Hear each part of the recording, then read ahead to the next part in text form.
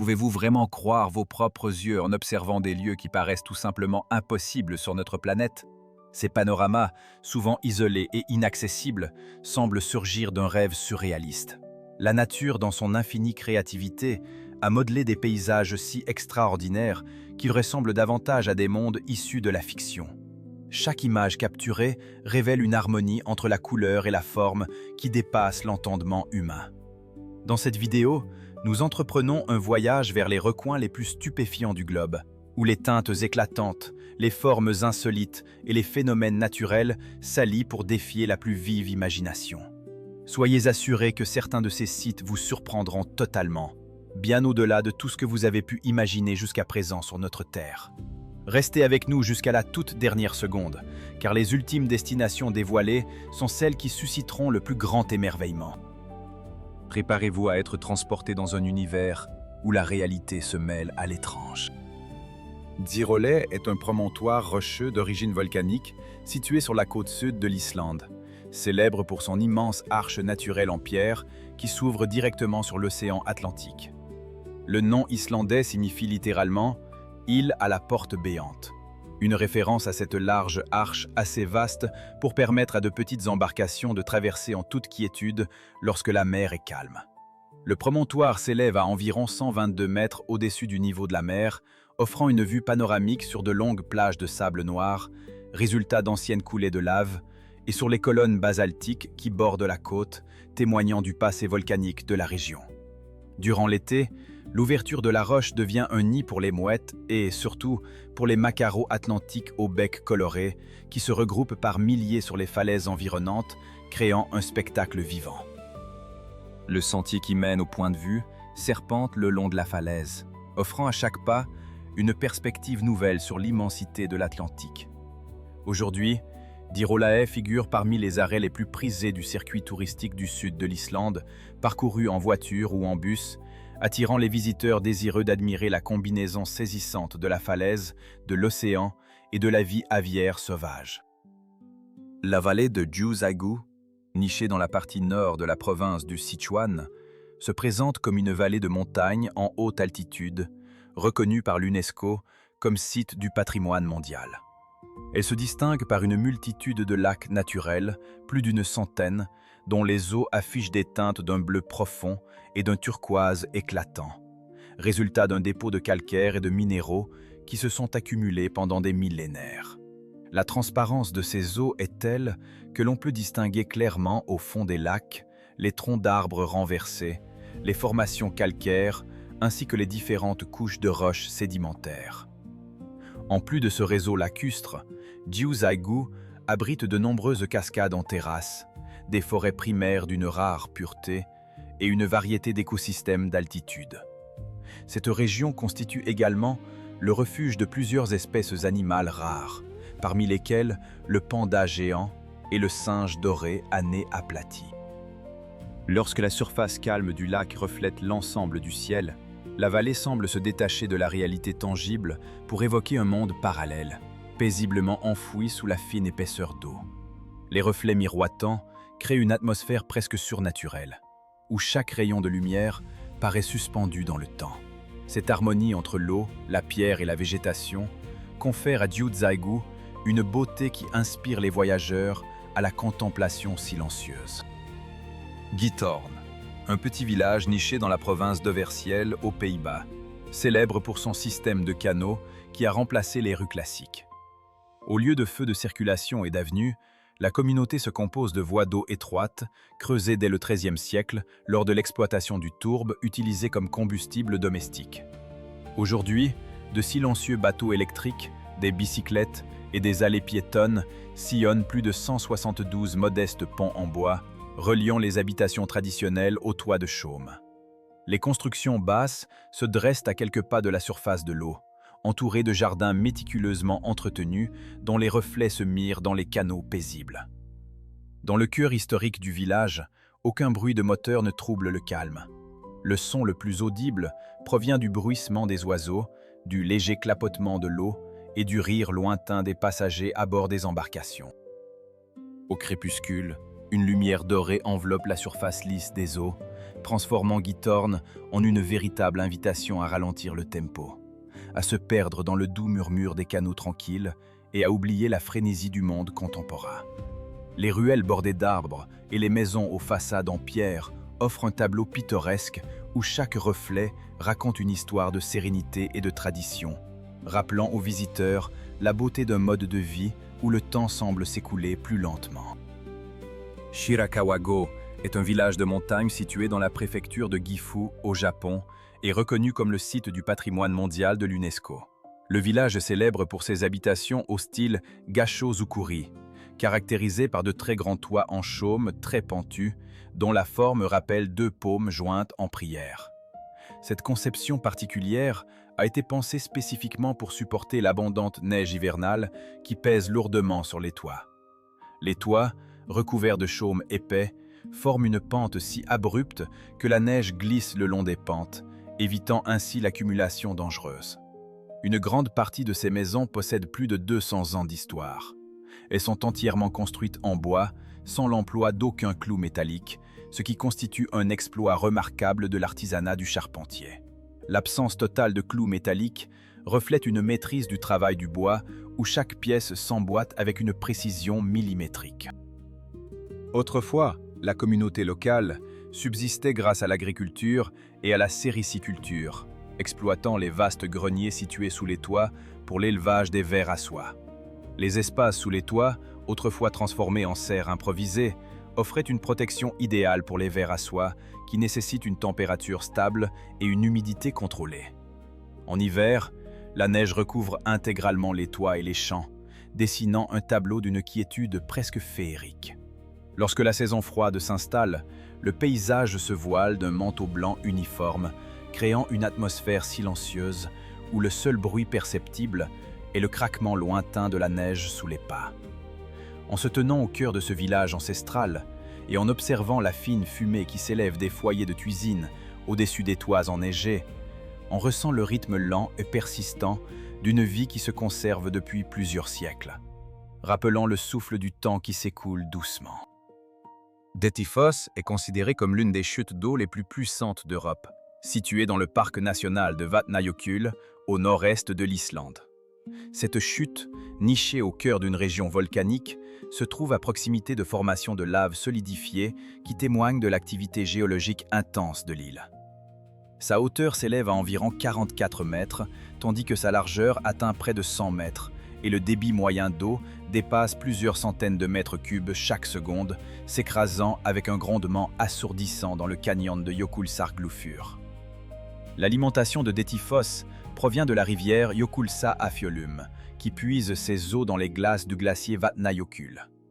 L'eau apparaît souvent d'un gris trouble, teintée par la boue et les fines particules volcaniques transportées depuis les hautes terres glacées environnantes.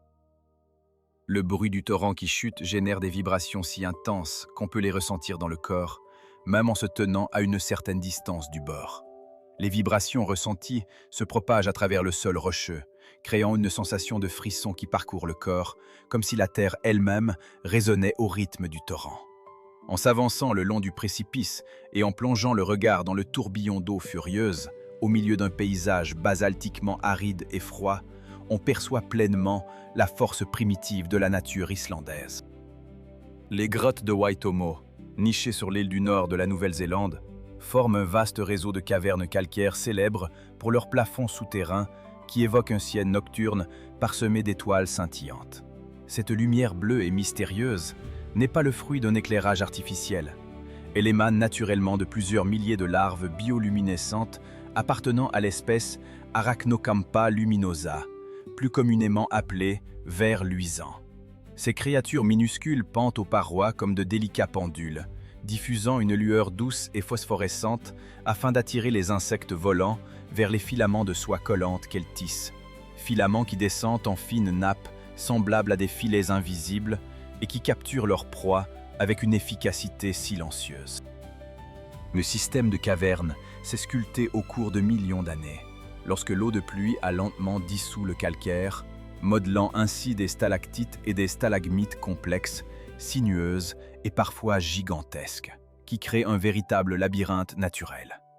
Les visiteurs embarquent souvent à bord de petites barques et glissent lentement sur l'eau dans une obscurité totale, le seul éclairage étant le scintillement bioluminescent qui se reflète sur la surface liquide, projetant des éclats phosphorescents qui dansent comme des lucioles sous la vague. En levant les yeux vers le plafond, on découvre un panorama lumineux qui rappelle un minuscule chemin de fer galactique. Si l'on oublie que l'on se trouve sous la Terre, on a l'impression de naviguer à travers un silence cosmique, comme si l'on dérivait au cœur d'une vaste nébuleuse silencieuse où chaque lueur devient un astre lointain, chaque goutte d'eau un miroir reflétant l'infini. Discrète, nichée dans le sud de l'Islande, la gorge Fjaðrárglúfur ne ressemble pas à un canyon ordinaire. Elle évoque davantage une scène tirée d'un film fantastique.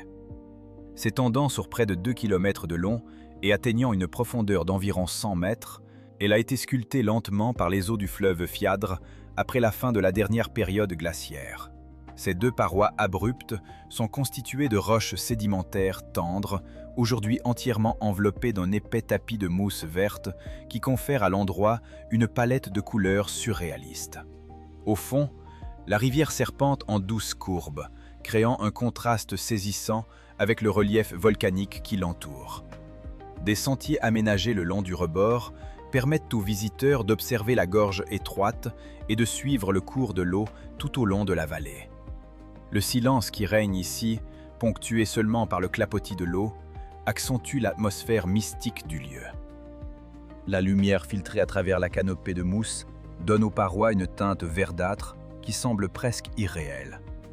En se tenant au bord de l'abîme, on ressent le souffle d'air qui s'élève depuis le fond du canyon, une sensation qui révèle pourquoi le paysage islandais ne se contente pas d'impressionner par sa beauté, mais incite également à repenser la notion même de nature. Forloyo, un petit hameau niché dans la vallée du Bavon, dans le canton du Tessin, au sud de la Suisse, se distingue par ses maisons anciennes, taillées dans le granit, aux toits épais de pierre conçus pour résister aux hivers alpins rigoureux. Derrière le village, la cascade de Forollio dévale avec force depuis un haut escarpement, dessinant une bande d'eau blanche éclatante qui contraste avec les rochers gris et la végétation verte des forêts environnantes. Au cours de l'été, les prairies verdoyantes et les ruisseaux limpides atténuent l'aspect austère des falaises montagneuses, offrant au paysage une sensation de chaleur et de confort inhabituelle. En se tenant sur la petite place pavée de pierre et en écoutant le grondement du torrent qui rebondit sur les parois rocheuses, on perçoit une sérénité rare, presque intacte dans le monde contemporain. Mývatn, un lac d'origine volcanique situé au nord de l'Islande, s'est créé il y a environ 2300 ans lorsque des coulées de lave se sont mêlées aux eaux souterraines, donnant naissance à cet étrange bassin. Le nom Mývatn signifie littéralement « lac des moustiques », reflétant un écosystème riche en nutriments qui attire chaque été une abondance d'insectes et de nombreuses espèces d'oiseaux aquatiques. Le paysage qui entoure le lac se distingue par ses pseudo-cratères, des formations particulières apparues lorsque la lave incandescente a touché des sols marécageux et humides, créant ainsi des cratères circulaires sans véritable activité volcanique actuelle. À proximité se trouve Dimmuborgir, un véritable labyrinthe de lave solidifiée agrémenté d'étranges structures basaltiques. Ces formations rocheuses, aux formes presque fantastiques, sont au cœur de nombreuses légendes populaires islandaises, qui les associent à des créatures mythiques et à des histoires mystérieuses transmises de génération en génération. Plus loin, la zone géothermique Dverir dévoile des soupes de boue bouillonnante et des évents de vapeur qui s'élèvent du sol, témoignant d'une activité géologique toujours puissante sous la surface.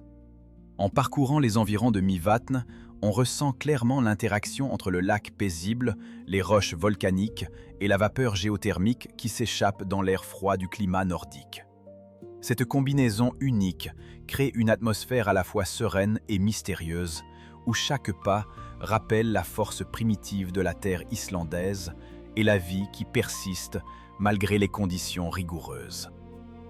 Le lac d'Amour est un lac artificiel façonné en forme de cœur, niché au cœur du désert d'Al-Qoudra, à environ 45 minutes de route du centre de Dubaï.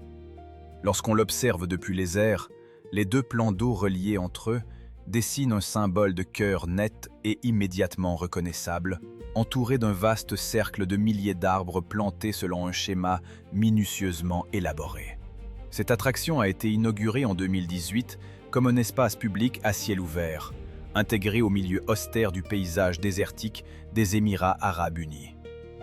La zone qui l'entoure a été aménagée avec soin. Des sentiers piétonniers serpentent entre les plantations, des points d'observation offrent des vues imprenables sur le coucher du soleil et des groupes d'arbres sont disposés de façon à former, vu d'en haut, le mot « love », traduction littérale de « amour ». Le lac d'Amour s'inscrit dans le cadre plus large de l'écosystème artificiel d'Al-Qoudra, un projet qui attire également de nombreux oiseaux migrateurs ainsi que la faune typique du désert. Au sein de cette étendue aride, le lac d'Amour ne représente pas seulement une structure sculptée par l'homme. Il incarne une façon singulière pour Dubaï de transformer un paysage artificiel en un symbole doux et romantique, contrastant avec la dureté et la rudesse de la nature environnante. Chaque visiteur qui parcourt les allées ombragées ou qui contemple le reflet du crépuscule sur les eaux en forme de cœur ressent l'alliance subtile entre l'ingéniosité humaine et la majesté sauvage du désert, rappelant que même dans les environnements les plus hostiles, il est possible d'insuffler beauté et émotion. La ville antique de Fuzhou, implantée depuis plus de 2000 ans, s'étend dans la province de Hunan, en Chine. Ce site remarquable se dresse directement sur un flanc rocheux adjacent à une cascade imposante, dont le torrent dévale avec force le cours du fleuve Yu, de sorte que les habitations en bois se reflètent dans le voile blanc et mousseux de l'eau qui tombe.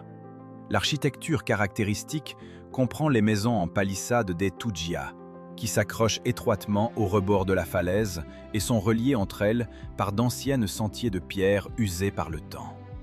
Ces maisons en bois, construites selon des techniques ancestrales, reposent sur des piliers de pierre qui s'enfoncent dans la roche, garantissant leur stabilité malgré le vent constant et les embruns de la cascade. Au crépuscule, les lanternes en papier doré sont suspendues aux poutres, projetant une lueur douce qui se reflète dans le torrent, créant un spectacle visuel qui semble suspendre le temps. Lorsque la nuit tombe, les lumières dorées qui se mirent dans le courant créent l'illusion d'une ville flottant entre la chute d'eau et la brume environnante. Autrefois connue sous le nom de village de Wan Khun, la localité a acquis une renommée internationale grâce au film La ville des hibiscus, réalisé dans les années 1980, ce film ayant mis en lumière les paysages spectaculaires de la région et attirant ainsi l'attention des voyageurs et des cinéastes du monde entier.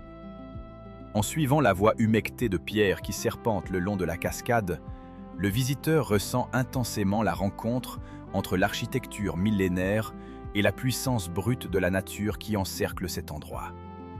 Les sentiers de pierre, taillés à même la roche, relient chaque habitation et offrent aux visiteurs un parcours sinueux qui suit le contour du précipice. En marchant sur ces allées humides, on perçoit le grondement sourd de l'eau, le souffle du vent et l'écho des prières anciennes des Tujia, renforçant le sentiment de connexion profonde entre l'homme et la nature. Le complexe de Sete Cidades, situé sur l'île de São Miguel dans l'archipel des Açores, territoire portugais, est constitué d'un ensemble de lacs d'origine volcanique. Cette zone s'est développée à l'intérieur d'un vaste cratère volcanique dont le diamètre atteint environ 5 km, formé par d'anciennes éruptions qui ont sculpté le fond de l'océan Atlantique. Les deux lacs les plus célèbres du site sont la Lagoa Verde et la Lagoa Azul, positionnés côte à côte, mais affichant souvent des teintes distinctes de vert et de bleu selon la profondeur de leurs eaux et les variations d'éclairage. Le bord du cratère est bordé de collines verdoyantes qui offrent des points de vue panoramiques accessibles depuis des belvédères spécialement aménagés. Au cœur de la caldeira se trouve le petit village de Sete Cidades, entouré par les lacs et caractérisé par une végétation typique du climat océanique doux, où poussent des fougères et des arbustes résistants au vent marin. Le paysage, baigné par la lumière changeante du soleil, révèle des reflets iridescents sur la surface des lacs, tandis que les brumes matinales s'élèvent doucement depuis les pentes, créant une atmosphère presque surnaturelle. La faune locale, composée notamment de petites espèces d'oiseaux marins et d'insectes adaptés aux humidités, complète ce tableau d'une biodiversité discrète mais remarquable. Les sentiers qui serpentent le long des pentes du cratère permettent aux visiteurs d'explorer les formations rocheuses, les fissures et les dépôts de soufre qui témoignent de l'activité volcanique passée. En se tenant sur le rebord du cratère et en contemplant en contrebas les deux miroirs d'eau parallèles qui s'étendent au milieu d'un océan sans limite, on ressent une profonde sérénité et une impression du vaste ordre géologique qui façonne cette terre unique. Sur la côte sud de la péninsule de Liaodong, la montagne connue sous le nom de Dalian Haishan s'élève comme une formation rocheuse ancienne, presque oubliée au cœur du rythme contemporain de la ville portuaire de Dalian. Les sentiers balisés serpentent à travers des forêts basses et des rochers dénudés, offrant aux randonneurs la possibilité d'atteindre des points de vue peu connus, inaccessibles à la majorité des visiteurs. Le relief local se compose d'une mosaïque de pentes montagneuses irrégulières, de ravins abrupts et de roches sédimentaires stratifiées, dessinant un paysage à la fois rude et majestueux. Du sommet, la panorama s'étend jusqu'à la mer Jaune, puis se prolonge vers un horizon brumeux où l'océan et la terre se fondent dans une lumière qui se transforme à chaque heure. Cette vue changeante confère à l'endroit une atmosphère presque irréelle, où le jeu d'ombre et de reflets crée une sensation de profondeur infinie. Bien que Dalian Haishan ne figure pas parmi les destinations mondialement célèbres, c'est précisément cette relative obscurité qui en fait un trésor naturel discret, niché dans le nord-est de la Chine. Le silence qui règne ici, interrompu seulement par le souffle du vent entre les arbres et le cliquetis lointain des vagues, renforce le caractère secret de ce site, invitant ceux qui le découvrent à une contemplation tranquille de la nature sauvage qui persiste malgré la proximité d'une métropole en pleine expansion. Table Mountain, l'une des merveilles naturelles les plus impressionnantes de la République d'Afrique du Sud, se dresse majestueusement juste à la périphérie de la ville de Cape Town. Son sommet s'élève à une altitude d'environ 1485 mètres au-dessus du Nanviard de la mer, et il est reconnu immédiatement grâce à sa vaste plateforme plate qui rappelle la surface d'une table, d'où découle son appellation caractéristique. Cette montagne est formée de couches très anciennes de grès, dont l'âge dépasse 260 millions d'années, ce qui en fait l'un des plus anciens massifs montagneux de la planète. Le paysage qui la recouvre appartient à la région endémique du Fynbos, un biome unique où prospèrent des milliers d'espèces végétales qui ne se trouvent nulle part ailleurs. Lorsque les nuages glissent au-dessus du sommet et descendent ces pentes rocheuses comme une nappe blanche, le tableau qui se dessine est d'une beauté presque surnaturelle. Du plateau, la vue panoramique s'ouvre sur l'océan Atlantique qui s'étire à perte de vue, tandis que la ville de Cape Town s'étale en contrebas, offrant un contraste saisissant entre la nature sauvage et l'urbanité. Cette combinaison d'une hauteur imposante, d'une forme singulière, d'une biodiversité exceptionnelle et d'un panorama à couper le souffle explique pourquoi Table Mountain est souvent citée comme l'une des plus grandes merveilles naturelles de notre planète. La caverne de Sendong, nichée au cœur du parc national de Phong Nha Ke Bang, dans la province de Quang Binh au Vietnam, est reconnue comme la plus vaste caverne naturelle du monde lorsqu'on considère son volume impressionnant.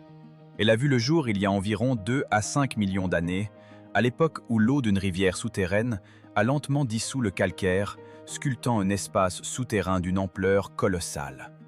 Au fil du temps, l'érosion a modelé les parois rugueuses et les piliers de pierre, donnant naissance à des salles dont la hauteur dépasse les 200 mètres et dont la largeur est suffisante pour contenir un gratte-ciel entier. À l'intérieur, un paysage surprenant se déploie. Une forêt primitive, rare dans les systèmes karstiques, s'étend sous le dôme gigantesque, accompagnée d'une rivière qui serpente dans les profondeurs et de vastes gouffres, parfois appelés vallées d'abîme, à travers lesquels la lumière naturelle pénètre, créant ainsi un écosystème isolé et unique. De nombreux stalactites et stalagmites ornent les plafonds et les sols, appartenant à la catégorie des plus grands jamais enregistrés. Sous le dôme colossal, la lumière traverse une brume humide générée par la forêt souterraine, révélant un monde sans limite, silencieux et mystérieux, qui existe discrètement juste sous nos pieds. Le réseau de passage, découvert au fil des explorations, témoigne de la grandeur de cet espace et de la persistance de la nature à façonner des environnements extraordinaires. La température intérieure reste constante, offrant des conditions idéales à la croissance continue des formations calcaires, tandis que les jeux d'ombre et de lumière, produits lorsque le soleil filtre à travers les ouvertures, accentuent la majesté de ce décor souterrain d'une rare beauté. Le phénomène surnommé cascade sous-marine, situé près de la péninsule du Morne-Brabant, à l'ouest de l'île Maurice, n'est en réalité qu'une illusion d'optique, visible surtout depuis les hauteurs. Cette zone se trouve à la lisière du plateau continental, où le fond marin se rompt brusquement et plonge dans les profondeurs abyssales de l'océan Indien. Les courants puissants, alimentés par les marées et les vents de l'océan Indien, entraînent le sable et les sédiments, dessinant d'obscures bandes qui s'étirent vers les abysses et donnent l'impression que la surface de l'eau s'écoule vers le vide. Le contraste entre la clarté du ciel et la teinte sombre de ces bandes crée une scène presque surnaturelle, où l'œil perçoit un mouvement inexistant. Derrière ce spectacle se dresse le Morne-Brabant, une masse de basalte culminant à environ 556 mètres, classée au patrimoine mondial de l'UNESCO, ce qui souligne son importance culturelle et naturelle. En survolant la scène depuis un hélicoptère, on observe l'eau qui semble se précipiter dans les ténèbres de l'océan, et la ligne d'horizon se confond avec la chute imaginaire, renforçant l'illusion d'une cascade qui s'enfonce dans les profondeurs. Cette impressionnante illusion attire photographes et aventuriers qui cherchent à capturer le moment où la mer paraît se déverser depuis les falaises invisibles du rebord du plateau, faisant de ce lieu l'une des plus remarquables illusoires naturelles de la planète. Les cascades de Qishui, situées dans la province de Guizhou en Chine, font partie du site du patrimoine géologique mondial de l'UNESCO appelé Dangxia, célèbre pour son relief distinctif composé de grès rouges.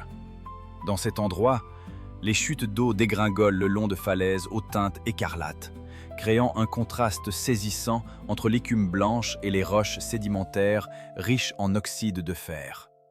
Le paysage de Dangxia s'est sculpté pendant des millions d'années sous l'action conjuguée du vent, de la pluie et de l'érosion, donnant naissance à des formations rocheuses stratifiées présentant des motifs ondulés uniques. La zone de Qishui est souvent désignée sous le nom de « Royaume des cascades », où l'on trouve des dizaines de chutes, tant imposantes que modestes, nichées au cœur de forêts de bambous et d'une végétation subtropicale luxuriante. L'humidité élevée au pied des chutes favorise le développement d'un écosystème riche, abritant mousses, fougères et de nombreuses espèces végétales ancestrales. En se tenant au bord du torrent, les visiteurs peuvent lever les yeux vers les imposantes couches de roches rouges qui s'élèvent à travers le voile blanc de l'eau, ressentant ainsi l'immensité du laps de temps géologique qui a façonné ce panorama époustouflant. La teinte rougeâtre du grès provient de l'abondance d'oxyde de fer qui, au fil des ères, a oxydé la pierre, conférant aux falaises une couleur semblable à un crépuscule éternel. Le bruit de l'eau qui se fracasse contre les rochers résonne comme un écho primordial, rappelant les forces naturelles qui sculptent la terre depuis des temps immémoriaux. La combinaison de l'humidité constante et du climat subtropical crée des conditions idéales pour la prolifération de bryophytes qui recouvrent les surfaces rocheuses d'un tapis verdâtre. Parmi les fougères, on trouve des espèces remontant à la période néogène, témoignant de la continuité écologique du site. Les visiteurs, en observant les couches stratifiées, peuvent identifier des variations de couleurs et de textures qui racontent l'histoire d'anciennes mers, de périodes de sédimentation et d'épisodes d'érosion intense. Chaque niveau de la cascade agit comme une page d'un livre géologique, offrant une leçon vivante sur les processus de formation des reliefs terrestres. Saxon, un petit village situé sur l'île de Strémoa, qui fait partie des îles Féroé, territoire autonome du royaume du Danemark. Le bourg se trouve au bord d'une lagune naturelle, née d'une crique que la mer a recouverte de sable après une violente tempête au cours du XVIIe siècle.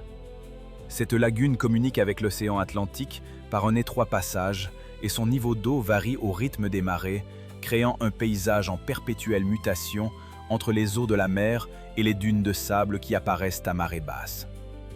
Saxon se distingue par son église modeste au toit noir, édifiée en 1858, ainsi que par ses maisons traditionnelles aux toits recouverts de gazon, typiques de l'architecture féroïenne. La population est extrêmement rare, ce qui contribue à préserver le silence de cette vallée verdoyante, encadrée par des falaises abruptes. Le village, niché au creux d'une gorge sculptée par les vents, bénéficie d'une isolation quasi totale, ce qui renforce l'atmosphère de quiétude qui y règne. Les habitants, peu nombreux, perpétuent des traditions ancestrales, notamment la culture du gazon sur les toits, qui procure une isolation naturelle et une teinte verdoyante caractéristique. Les falaises qui encadrent la vallée se dressent comme des remparts de pierres sombres, offrant des panoramas impressionnants sur l'immensité de l'océan. Lorsque la marée se retire, les dunes dorées se dévoilent au cœur de la vallée embrumée, et le village semble surgir comme un monde détaché du temps, invitant le visiteur à presque oublier que, quelque part au-delà de ces remparts, la vaste planète continue son cours. Au crépuscule, la lumière diffuse crée des ombres mouvantes sur les dunes, accentuant le caractère presque surnaturel du lieu. Le canyon de Soulac, situé dans la République du Daghestan, au sud de la Russie, est considéré comme le canyon le plus profond d'Europe. Sa profondeur maximale atteint environ 1920 mètres, ce qui dépasse largement les mesures de nombreux canyons célèbres à travers le globe. La rivière Soulac, au cours de plusieurs millions d'années, a sculpté la roche pour former une gorge d'une longueur d'environ 50 km. Au fond du canyon, les eaux de la rivière affichent une teinte turquoise caractéristique, créant un contraste saisissant avec les parois abruptes qui s'élèvent presque jusqu'à 2012 mètres. Sa géologie complexe, façonnée par l'érosion continue de la rivière, révèle des strates de roches anciennes, témoignant de l'histoire profonde de la région. Le climat sec et les vents qui balaient les crêtes accentuent le caractère austère du paysage. Au sein de cette vallée se trouvent de petits villages, dont Zouboutl, illustrant la manière dont les habitants s'adaptent aux exigences du relief montagneux sévère. Les habitants de Zouboutl ont développé des techniques d'agriculture en terrasse pour exploiter les rares sols fertiles. Le long des falaises, de modestes ruisseaux s'infiltrent à travers les fissures géologiques, donnant naissance à de délicats chutes d'eau qui nourrissent un écosystème local unique. Ces chutes, bien que fines, créent des bruits apaisants qui résonnent dans la vallée et contribuent à la diversité de la flore et de la faune qui prospèrent dans cet environnement isolé. Cette couleur turquoise provient de la réflexion de la lumière sur les minéraux dissous, offrant un spectacle visuel inoubliable. Les parois du canyon, presque verticales, offrent des panoramas impressionnants qui attirent les photographes en quête d'images spectaculaires. La profondeur vertigineuse crée des variations de température entre le sommet et le fond, influençant la répartition des espèces végétales. Les visiteurs rapportent une atmosphère mystique, où le silence est interrompu uniquement par le murmure de l'eau et le souffle du vent. Malgré son accès difficile, le canyon de Soulac demeure un symbole de la puissance de la nature et un témoignage vivant de l'interaction entre l'homme et un environnement extrême. Pensez-vous que le canyon de Soulac figure parmi les merveilles naturelles les plus impressionnantes d'Europe? Pedra da Caixa de Fosforu est une formation rocheuse naturelle située dans l'état de Minas Gerais, au Brésil. Célèbre pour sa silhouette, qui évoque une gigantesque boîte d'allumettes posée sur un socle de pierre. La roche présente des arêtes presque rectangulaires, donnant l'impression qu'elle aurait été taillée à la main, alors qu'en réalité, elle résulte de l'action de millions d'années d'érosion et de désagrégation de la roche montagneuse. Elle se dresse sur une pente escarpée, isolée des autres affleurements rocheux environnants, accentuant ainsi la sensation d'un équilibre étrange et précaire propre à cette structure. Le paysage alentour se compose de plateaux rocheux et de la végétation typique de l'intérieur du Brésil, offrant de vastes panoramas ouverts qui s'étendent jusqu'à l'horizon. En raison de son positionnement délicat et de sa forme singulière, Pedrada Caixa de Fosforu est devenu un lieu de prédilection pour les grimpeurs et les photographes venus des 4 coins du monde. Se tenir devant ce monolithe carré, au cœur d'un espace ouvert et dégagé, permet de ressentir avec intensité la façon dont la nature a façonné, dans le silence, une forme qui paraît presque surnaturelle. La surface de la pierre exhibe des fissures fines et des strates visibles, témoignant du long processus de décomposition chimique et physique qui a sculpté chaque bord. Les rayons du soleil, à certaines heures de la journée, soulignent les angles droits de la formation, créant des contrastes d'ombre et de lumière qui renforcent l'effet d'une sculpture artificielle. Le vent qui balaie le sommet transporte les odeurs de la flore locale, mélange de savanes sèches et de feuillages tropicaux, ajoutant une dimension sensorielle à l'expérience visuelle. Bien que la région soit parfois traversée par des orages violents typiques du climat tropical, la structure se maintient solidement, preuve de la robustesse du substrat phosphaté dont elle tire son nom. Les visiteurs qui gravissent les parois doivent faire preuve d'une grande concentration, car la stabilité de chaque prise dépend de la texture irrégulière laissée par l'érosion. Une fois au sommet, le panorama s'étend sur un horizon sans interruption, où la terre se fond dans le ciel, offrant une perspective rare sur la vaste étendue du Brésil intérieur.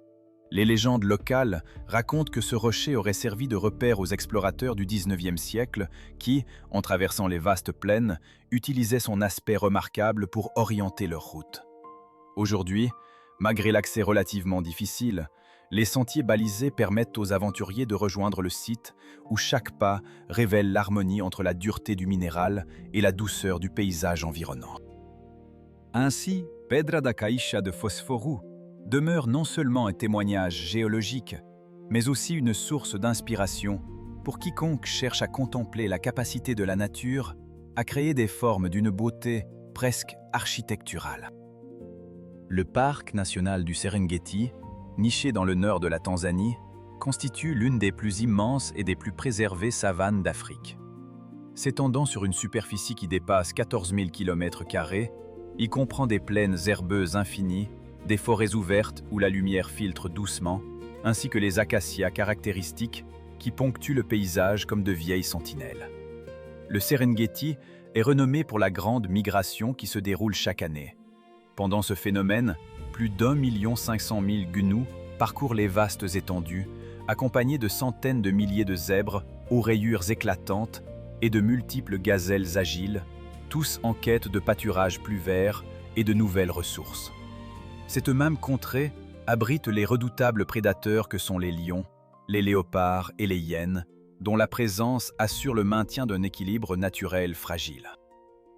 L'interaction constante entre la proie et le prédateur a permis à l'écosystème de conserver un cycle écologique presque identique depuis des siècles.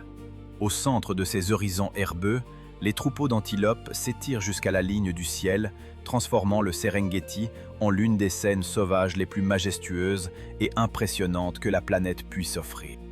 Avant de devenir le puissant Brahmaputra qui domine l'Asie du Sud, le fleuve Yarlung Tsangpo, d'une discrète mais redoutable présence, a sculpté dans le plateau tibétain l'une des plus impressionnantes fissures naturelles de la planète.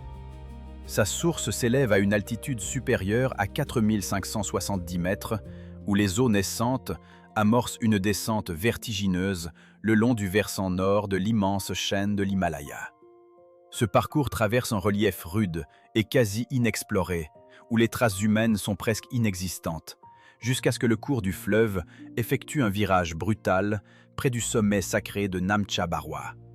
Là, les eaux se précipitent dans le grand canyon du Yarlung Tsangpo, considéré parmi les plus profonds et les plus longs canyons du monde. Le contraste saisissant entre la chute d'altitude considérable et le débit puissant crée un paysage d'une austérité extrême, tout en recélant un potentiel hydroélectrique colossal. Le canyon s'étend sur une longueur impressionnante. Ses parois verticales s'élèvent à des hauteurs vertigineuses, formant une gorge presque inégalée qui attire l'admiration des géologues. Les scientifiques soulignent que le débit du fleuve est parmi les plus importants du globe, offrant une capacité théorique capable d'alimenter des millions de foyers si elle était pleinement exploitée, bien que les projets de barrages rencontrent d'importants défis environnementaux et culturels. En franchissant la frontière de la Chine, le fleuve poursuit son trajet sous le nom de Brahmaputra, apportant son eau vitale à des millions d'habitants vivant en aval. Dans les plaines du Assam, il se divise en de multiples bras, créant des îles fertiles qui nourrissent une agriculture intensive, tandis que ces crues annuelles soutiennent les cultures de riz, mais provoquent aussi des inondations dévastatrices affectant des populations nombreuses. Face à cet immense méandre encadré par des couches de montagnes enneigées, on perçoit la nature d'une force géologique qui, en silence, réécrit la cartographie de l'Asie. La plage rose de l'île de Komodo, en Indonésie, est l'une des rares plages naturelles au monde à arborer une teinte rosée prononcée. Cette coloration singulière provient d'une abondance de micro-organismes appelés foraminifères, dont les coquilles sont naturellement d'un rouge éclatant et résident au sein des récifs coralliens environnants. Lorsque ces coquilles se désagrègent progressivement et se mêlent au sable blanc qui recouvre le rivage, le résultat est une surface sablonneuse d'un rose délicat, presque irréel. La plage s'étend à l'intérieur des frontières du parc national de Komodo, une zone protégée réputée pour la richesse de son écosystème marin, ainsi que pour abriter le lézard géant endémique connu sous le nom de varan de Komodo. Les eaux océaniques qui baignent ce littoral sont d'un bleu cristallin, d'une transparence qui permet d'apercevoir les fonds marins dès les premiers mètres du rivage, où la profondeur reste relativement faible. Cette combinaison crée des conditions idéales pour la pratique du snorkeling, offrant aux plongeurs amateurs une visibilité exceptionnelle. Le contraste saisissant entre le sable rose, les eaux turquoises et les collines arides qui se dressent à l'arrière-plan engendre un paysage d'une rareté exceptionnelle, presque surréaliste. Sous le soleil tropical, le grain rosé qui crisse sous les pas transforme l'expérience en une immersion dans un décor qui ne ressemble à aucun autre littoral terrestre, rappelant davantage un fragment d'un autre monde mystérieusement posé ici sur notre planète. Les visiteurs qui ont la chance de fouler ce sable découvrent une atmosphère où le parfum salin se mêle subtilement à celui plus doux des algues décomposées, créant une odeur légèrement sucrée qui renforce le caractère onirique du lieu. La rareté de ce phénomène attire des scientifiques du monde entier, désireux d'étudier l'interaction entre les foraminifères et le substrat sableux, ainsi que les implications écologiques de cette coloration inhabituelle. Le delta du fleuve Jaune constitue le point où le fleuve Hwanghae achève son périple d'une longueur supérieure à 5380 km pour se jeter dans le golfe de Bohai à l'est de la Chine. L'eau jaune, riche en limon et transportant les sédiments provenant du plateau de l'Hesse, se mêle à l'eau de la mer d'un ton gris-bleu, créant une démarcation de couleur nette, visible clairement depuis les hauteurs d'un vol d'oiseau. Des quantités immenses de dépôts, accumulés pendant des millénaires, ont façonné l'une des deltas les plus jeunes et simultanément les plus dynamiques de la planète. Elle modifie continuellement ses contours sous l'influence des courants fluviaux et marins. Cette zone constitue un écosystème aquatique et lacustre essentiel, abritant des centaines d'espèces d'oiseaux migrateurs ainsi qu'une diversité d'habitants aquatiques qui s'y arrêtent chaque année durant leur migration. Le delta du fleuve Jaune n'est pas simplement l'extrémité d'un trajet fluvial, mais un théâtre où la terre ferme et la mer s'affrontent chaque jour dans une lutte imperceptible pour la possession du territoire, redessinant les rives sous nos yeux. Le contraste entre l'eau jaune chargée de limon et la teinte gris de la mer forme une ligne nette visible du ciel, rappelant la frontière entre deux mondes. Les marées du golfe et le débit du fleuve s'affrontent sans cesse, sculptant de nouveaux bancs de sable et modifiant le tracé du rivage. Cette dynamique fait du delta un laboratoire où la géologie évolue au fil des siècles, attirant chaque année des centaines d'oiseaux migrateurs qui trouvent refuge et nourriture. Pendant seulement quelques minutes chaque année, la cascade connue sous le nom de Queue du Cheval, située dans le parc national de Yosemite, se transforme en un véritable torrent de feu, faisant paraître l'imposante falaise d'El Capitan, entièrement enveloppée de flammes au crépuscule. La queue du cheval est une chute d'eau saisonnière d'une hauteur d'environ 649 mètres, dévalant le versant est du massif granitique d'El Capitan, au cœur du parc national de Yosemite, dans l'État de Californie. Le phénomène du feu liquide est observable du milieu à la fin du mois de février, lorsque le soleil couchant occupe l'angle idéal et que le ciel se montre suffisamment dégagé pour projeter une lumière d'un orange vif et d'un rouge incandescent sur le filet d'eau. Pour que ce spectacle se produise, il faut que plusieurs conditions se réunissent simultanément. Une quantité suffisante de neige accumulée au sommet pour alimenter le débit, un ciel limpide exempt de nuages et une atmosphère libre de brume dense. Le reste de l'année, la cascade se réduit parfois à un mince filet ou peut même s'assécher complètement. Ainsi, à l'instant où la roche s'embrase d'une lueur flamboyante, il devient évident pourquoi certaines merveilles de la nature n'ont pas besoin de persister longtemps. Il suffit qu'elles apparaissent une seule fois pour rester gravées à jamais dans la mémoire collective des hommes. Ce phénomène rare attire chaque année quelques passionnés prêts à gravir les sentiers escarpés jusqu'au point de vue idéal, où la lumière du coucher de soleil caresse la cascade en feu. Les photographes, armés de leurs appareils, cherchent à immortaliser cet instant fugace où la roche rougeoyante semble défier la nuit. Cappadocie, située au cœur de la Turquie centrale, se présente comme un paysage d'une rare singularité, façonné il y a des millions d'années par l'activité volcanique. Après le refroidissement, les couches successives de cendres et de lave ont été sculptées progressivement par l'érosion du vent et de l'eau, donnant naissance à d'étranges colonnes de pierre aux formes de champignons que l'on désigne sous le nom évocateur de cheminées féeriques. Les habitants anciens, profitant de la douceur de ces roches volcaniques, les ont taillées pour y creuser des habitations, des églises et même des cités souterraines à plusieurs étages, capables d'accueillir plusieurs milliers de personnes en quête de sécurité. En des temps où les communautés chrétiennes naissantes étaient persécutées, la région offrait un refuge sûr, et les traces de cette époque subsistent encore aujourd'hui, visibles sur les murs des temples taillés dans la roche, témoignant d'une foi profonde. De nos jours, Cappadocie attire les visiteurs grâce à ses montgolfières colorées qui, chaque matin à l'aube, remplissent le ciel de dizaines de silhouettes aux teintes vibrantes, créant un spectacle aérien inoubliable. En glissant dans une de ces nacelles aériennes et en observant en contrebas les vallées sinueuses aux teintes pierreuses, baignées par la lumière du petit matin, on ressent une combinaison singulière de géologie, d'histoire et de présence humaine, un mélange qui s'est tissé au fil des millénaires.